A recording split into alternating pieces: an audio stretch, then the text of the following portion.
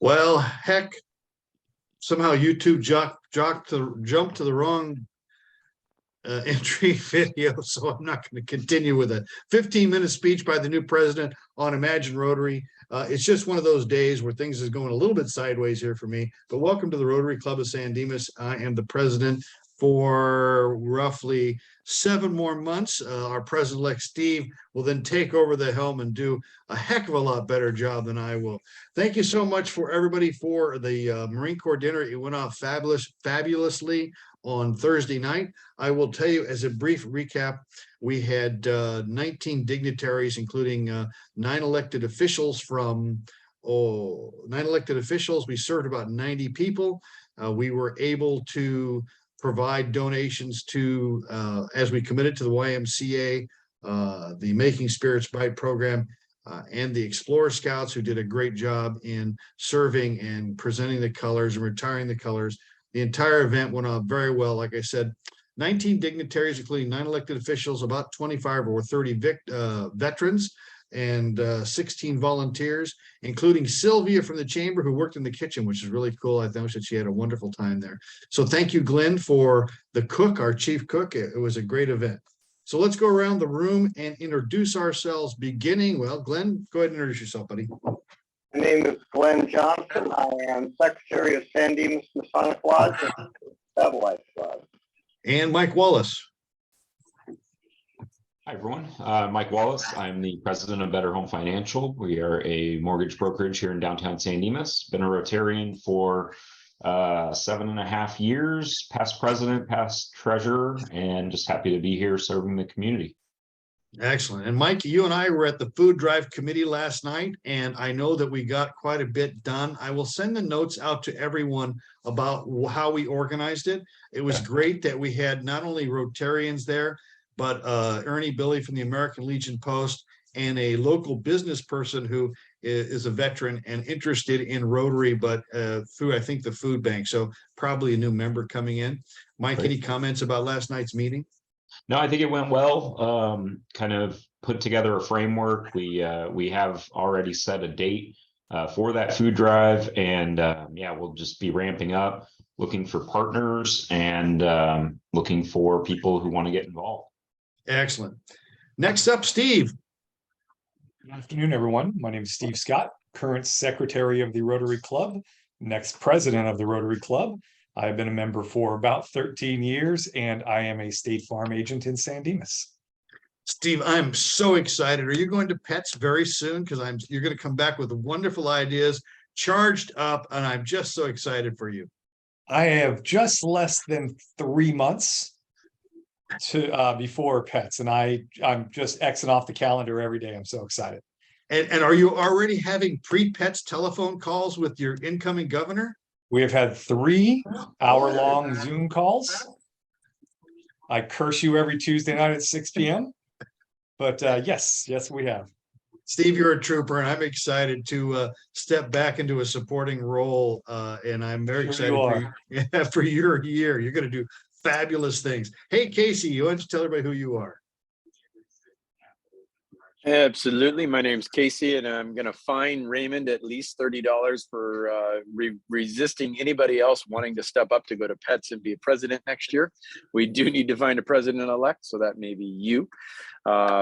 Life coaching, connecting the community, having a good time. Excited about where we're at with the Rotary, with the work of our engagement with the school district and what's going forward. So things are good, and glad you're here.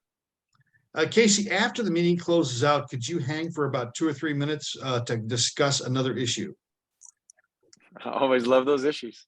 I want to discuss Pizza at Elba real quickly. Marianne. Hello, I'm Marianne Kistler. I am the current foundation chair. I've been a member of Rotary for 30 years, and I am a retired banker. Excellent. And Isabella. Good morning. It's still morning for me. I am Isabella Foster, current secretary of the Satellite Rotary Club of Military Family Support, and new Rotarian. We're only on like 6 months here. And you guys have a great meeting this evening at 6 p.m., which is a hybrid. You'll be part of your crew will be at High Point Brewery in San Dimas, the other on Zoom. Do you know who your guest is? Our guest is he's with the National Museum of, I'm literally have it right in front of my face. I was writing it down. I'll give you a hint. Captain Ed Turner from the National MIA POW Museum. Mhm. Excellent. Marianne, you like the hint, huh? Thank you. I do. Hey, Marianne, by the way, but let me back up. Did you enjoy the dinner? I enjoyed it very, very much. It was excellent food, and the camaraderie with all the people that sat around us was great. Great, very much. And, I'm going to tell you now, Marianne, a lot went wrong that day, including at the very last moment, the cake was dropped on the floor and broke into 3 giant pieces. Oh, no. There was all kinds of disasters going on. Pri, we're glad to see you. You got that email, 1 of 3 meetings, did you not? Yes. Hi, Raymond. I'm sorry. I'm the for everyone. Good afternoon. This is Priyank. I am the newest member to, I think, San Dimas Rotary Club. I've been struggling to join these meetings. I always see Raymond's emails, and I feel so guilty. So because I'm the technology sales director for a company called Trinus. So I'm mostly on road in middle of meetings. Yeah, I'm so glad to be part of this meeting. But I'm so looking forward to contributing as well.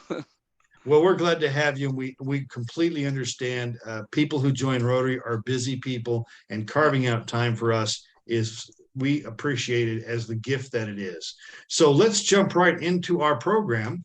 Ashley Guzman serves as the case manager resource navigator for women in non-traditional employment roles, Winter, since 2002. She studied anthropology at Cal State University Fullerton, go Titans, where she earned her Bachelor of Arts. Ms. Guzman is a passionate and dedicated case manager resource navigator that specializes in assisting the needs of the trainees and is working closely with them to access needed services and start on their way to a renewed and transformed life.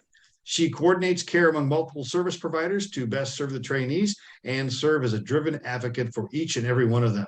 Hey, welcome to the Rotary Club of San Dimas, Ashley. Hi, thank you for having me. Thank you for your little introduction. I couldn't have said it better myself. Yes, my name is Ashley Guzman. I am a case manager here at Winter.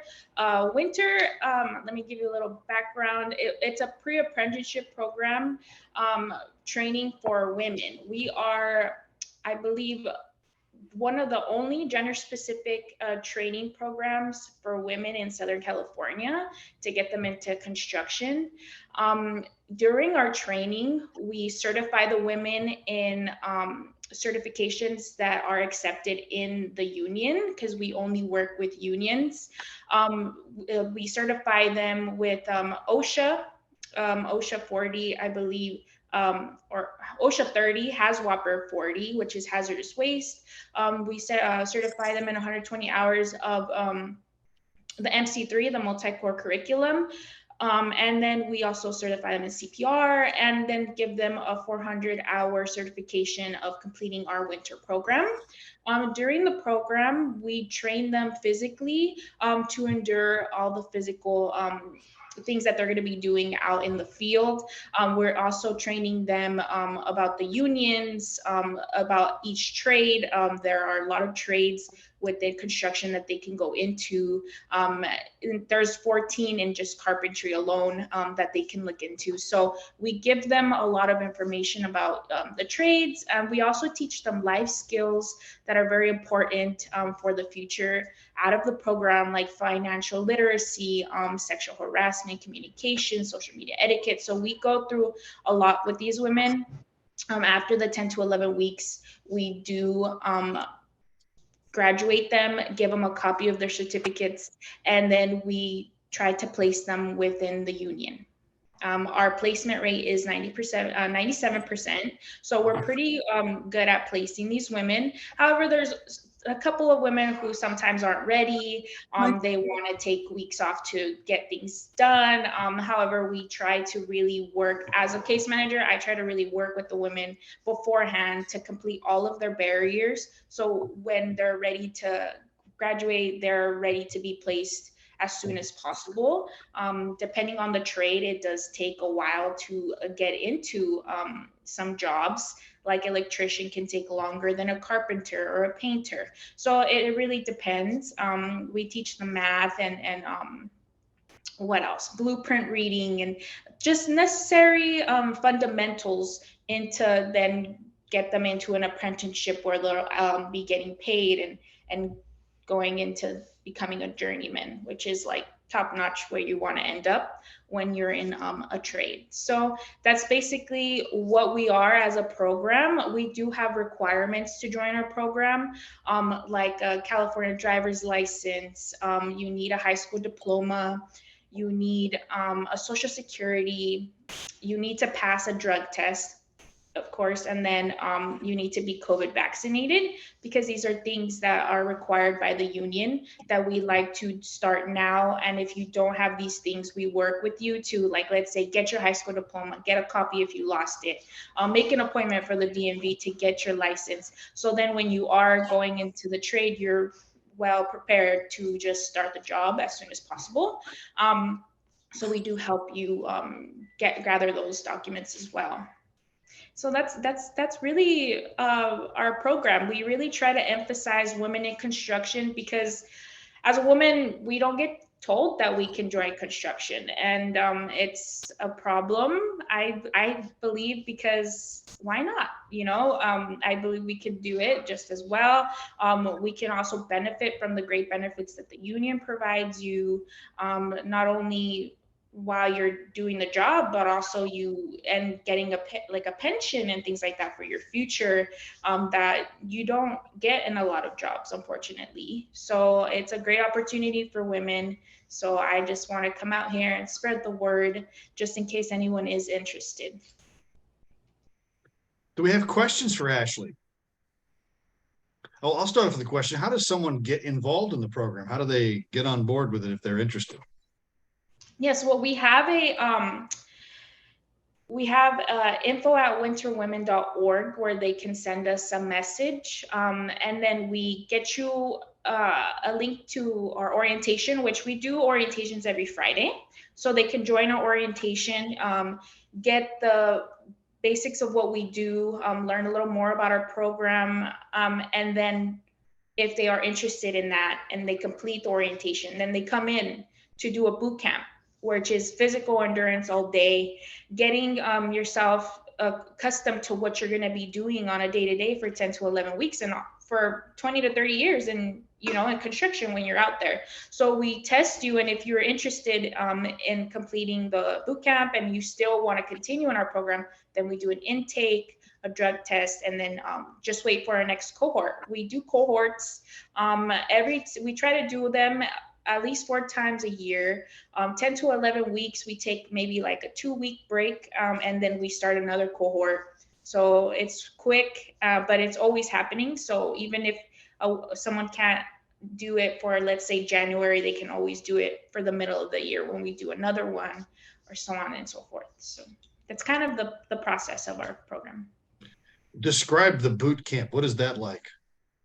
The boot camp is just physical endurance. You're picking up heavy sandbags, picking up wooden planks, doing like with cement blocks and stuff. You're walking around with them, holding them by your side, and just physical stuff that you will have to do on a day-to-day, like pick up heavy equipment and things like that. Our instructor also does yoga with them in the mornings to stretch them out on a day-to-day, because it's really important to take care of your body when you're doing such physical labor on a day-to-day basis. But they do also like little circuits where they walk with the 90-pound sandbag on their shoulder, and then have to walk with the cement blocks, like 30-pound cement blocks in each hand, and things like that. We're just trying to get them just kind of accustomed to doing physical labor all day, every day. And we also do like tour union tours where we take them to the unions so they can do hands-on training there for one day at their apprenticeship training sites, and they can get a feel of what it would be like if they, let's say, do cement masons. So they take them, the cement masons gracefully let us use their apprenticeship training program for a day, get them to do cement, and then to see if it's something that they want to do. So we do hands-on training as well, as much as we can with them. How long does that boot camp thing go on for? The boot camp is only a one-day thing. Okay. So then they can come in, get a feel, and if they want to continue the program and be serious about it, then the intake starts and joining the program. Are the cohorts that you establish, are they trade specific or are they just all mixed up? They're all mixed up. But that's one thing that that we really pride ourselves on. We're not specific to one trade. We try to show them a little fundamentals of all the trades, so then they at the end can choose which trade best suits them, right? And so yeah, right now we have a plumber, we have 2 electricians, an iron worker, so they're all different, but we try to work on them individually for their specific trade, getting to the end. So yours is like an apprenticeship before they go into an apprenticeship. It's a preparatory for an apprenticeship. Yes, we're a pre-apprenticeship program, we like to say, but to then get them prepared for the apprenticeship program. Yes. Oh, very cool. And how many women do you run through typically in a year? Oh, somewhere in the hundreds. Wow. It has been smaller cohorts recently, I believe, because of COVID, and for some reason, some women, you know, because we work with unrepresented low-income women, sometimes they have a lot of barriers that, you know, gets in the way from joining the program. So our cohorts have been smaller, but we do try to bring in at least 20 women, 15 to 20 women each cohort. And I'm going to keep hogging the questions unless somebody else has one, because I got a couple more myself. Okay. So as they go through do you have any, like, you've been around since 1996, I understand. Mm-hmm. Do you have any like longitudinal information on the success rate of your graduates? Like, so many get through your program, they get into an apprenticeship. How many survive their apprenticeship? Okay, since like, because I'm recently fairly new to the program, but since I've been here, I've done like went back and done some calculations and things like that. And from like 2020, since then, all the women we've placed, there's only 4 out of all of those women who are not in an apprenticeship right now. So since 2020, so it's they stick, they do stick to their trade, most of the women. And if they do have problems, let's like say they don't feel like they're getting enough training at their site or they're being mistreated, they come to us and we help that situation or try to be the middleman for them when things like that do awry. We do stick with them for 3 to 5 years during their apprenticeship, just in case anything happens. We're here to help. And they can also renew their certifications with us if they continue to communicate with us as well. And you said that the people who come to you are from an underserved population, have a variety of different problems that are holding them back. Do you also provide other resources for other things that might be helpful to someone? Yes, that's where I come in. I am a case manager, so I meet with the women. Me and I have another colleague of mine. We're both case managers. We split the women. So then we meet with them weekly and then just discuss barriers, whether it's housing or I don't know, maybe they need healthcare or they need childcare or to find food or any type of barrier like that. If we don't have the resources to give them resources, we refer them to our partners who will help, other organizations who do deal with housing, who do deal with childcare, that we can refer them to, and they will find, they will help them out. But we always try to do it ourselves and try to get them the most resources we can. So we do have that for them. I have two more questions. Anybody else have any questions? I'm going to keep going because this is fascinating. Okay, so what's your favorite thing about your job? I love seeing the women come out of here and it making a difference in their lives. Like seeing all their struggles from when they started to seeing how much they grow when they complete the program and when they get their job. Like we had an iron worker who just got placed, I believe in, what is it called? Give me a second. Shuff Steel. So they're iron workers local 433. And she just got placed to in the projects for the Clipper Stadium in LA. So she is learning so much and she came back because a lot of our graduates come back and they like to speak to our new cohorts about how their lives changed and all these things. And she comes back and she's always like, yeah, like I'm learning so much and I'm losing so much weight. I'm getting so much stronger. And like, it's just great to hear the difference it makes these women who actually want to commit to being in construction and it being a career that can take them very far. So I love that. I love seeing the change in these women's lives when no one else is there to help them or give them direction on how to do things, you know. Like I like that we do make a difference. And as the resource navigator for them, I like that. I like that term, by the way, resource navigator, because that's very true. I mean, navigating that's a good word for it. What's the most difficult thing to get to people? I think childcare is very difficult. Also housing, the amount of people just trying to find housing nowadays is ridiculous. And even trying to find people like temporary housing, it's like you have to wait in a line or you have to be in a lottery, you know. Also childcare, you need to have government help to find, because childcare is very expensive.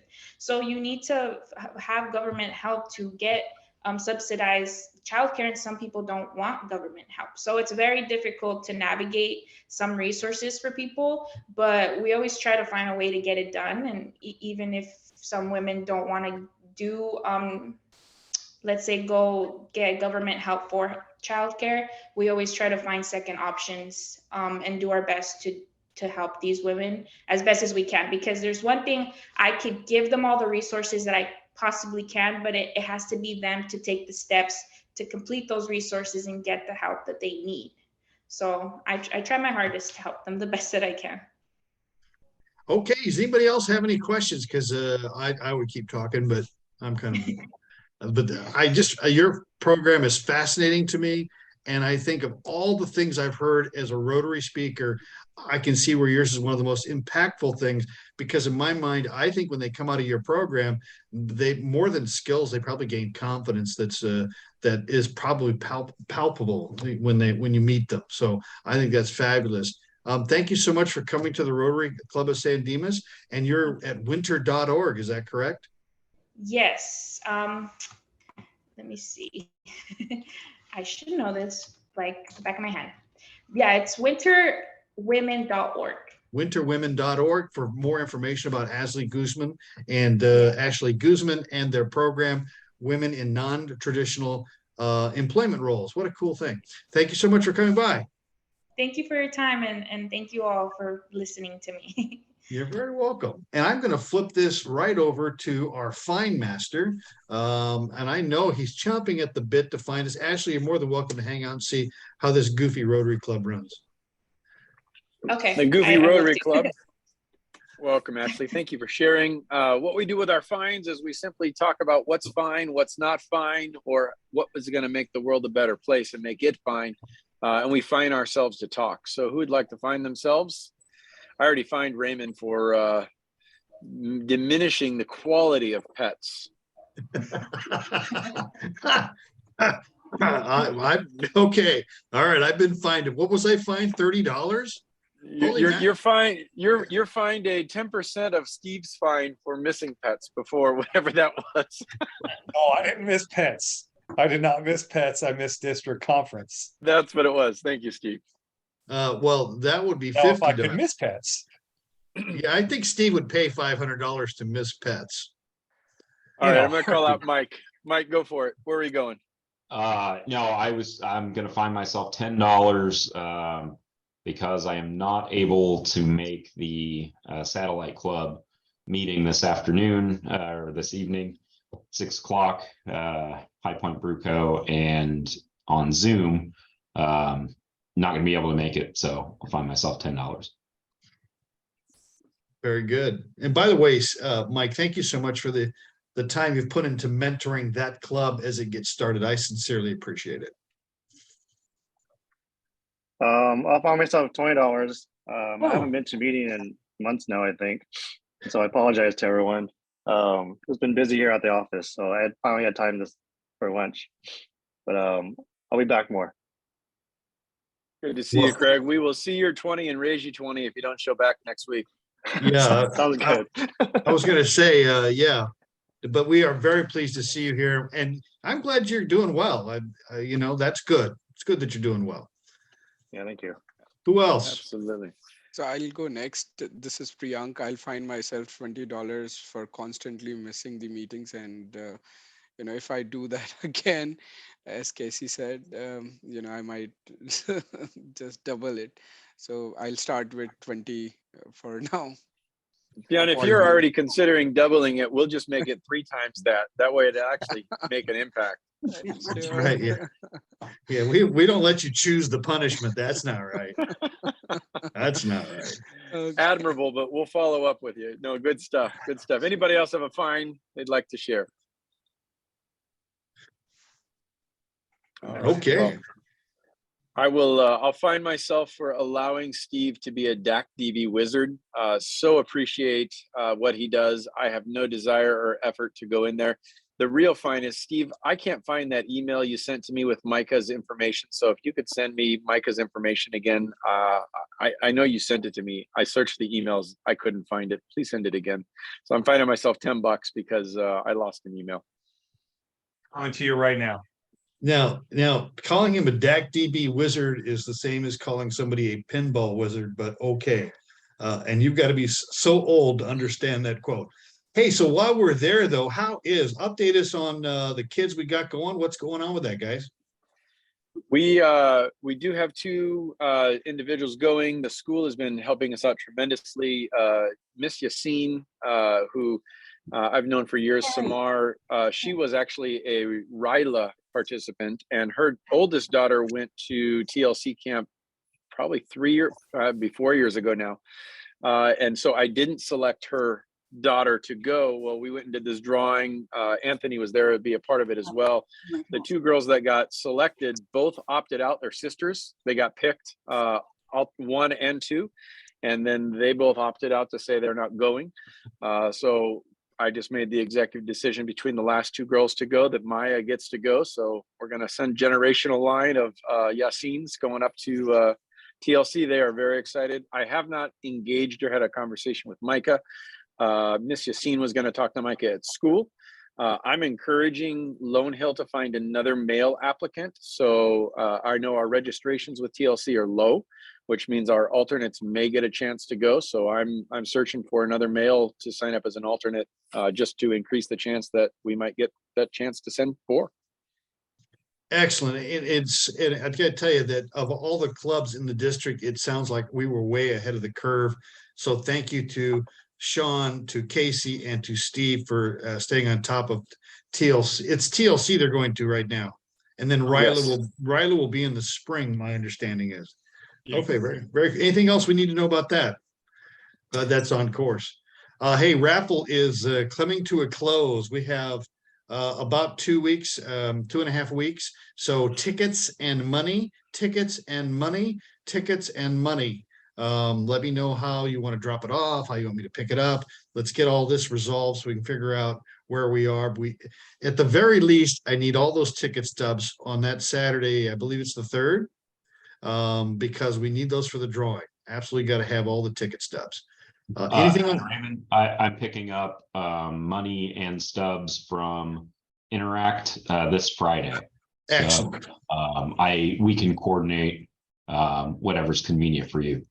Great. And Bring as them to me, soon, Mike. I'm sorry? You can bring them to me if you want, Oh, since sure. I'm gonna deposit the cash, right? Yeah. And I, do you know I what? do I have the spinner? No, I brought it from, cause you had left. I brought it. It's here with the pop-up and everything. I'll make sure. I've changed my plans. I will be there that Saturday. Oh, okay. So, I'll make sure all that gets down there. When you guys Friday, Steve, when he breaks, the money in from Interact, just write him a check for 80% of it. Write the check for their share and Mike, you can give it right back to them. Okay. So however, if they bring in $500, write them a check for 400, and they're squared away, just let me know what the number is for my final accounting. Sounds So, good. and I've got the various women's clubs that are selling. I know that Diamond Bar has got a thing in front of Walmart this year or this weekend.